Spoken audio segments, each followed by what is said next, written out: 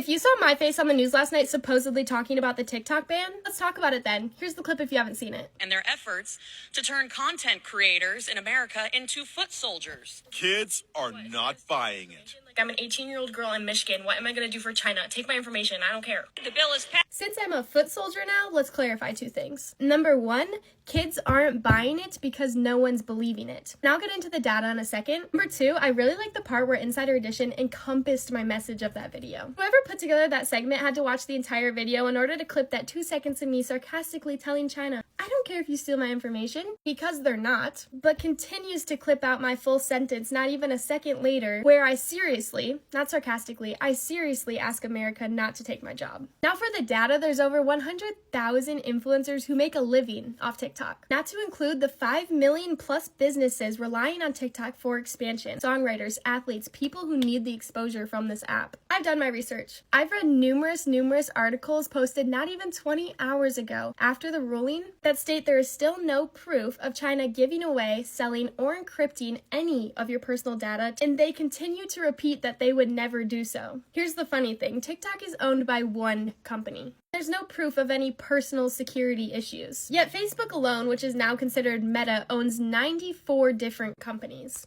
including Instagram, all your little platforms, Facebook, Google, Yahoo, Verizon, AT&T scandals, and even Instagram have all been fined for violating data privacy regulations. But we can have those apps.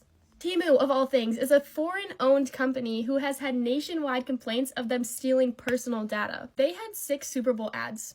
Those ads are $7 million each. Tell me why in 2021, the US had the highest level of encryption adoption and had over 80% of enterprises admitting that they were using an encryption strategy. Do we hear anything about this ban in Europe? And yet the top 4 online secure countries are in Europe. So I don't understand. And what's funny is that on the end of July 2023, Temu had almost 130 million downloads, and TikTok has 170 million users. And yet Temu has evidently stolen money and credentials from people, and I don't hear anything being done about that. If this isn't about the content that we're consuming, we should not have access to half of the platforms that we use daily. There's not much I can do, and I almost sound pathetic trying to keep a social media platform alive. I know we still have 5 months if it passes, but that's not a lot of time realistically for businesses and influencers to reestablish themselves on the platforms that America wants them to. And what's funny is that elections this year are in November, and if we have 5 to 6 months before TikTok is banned, that would leave us in September, October, November.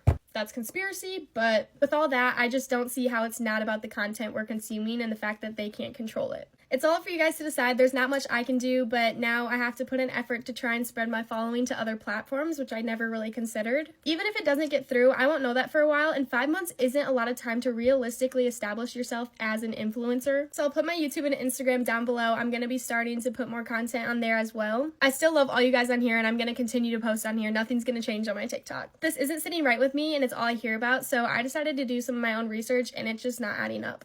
But yeah, hopefully you guys have a good day. Peace out. Love you. Bye.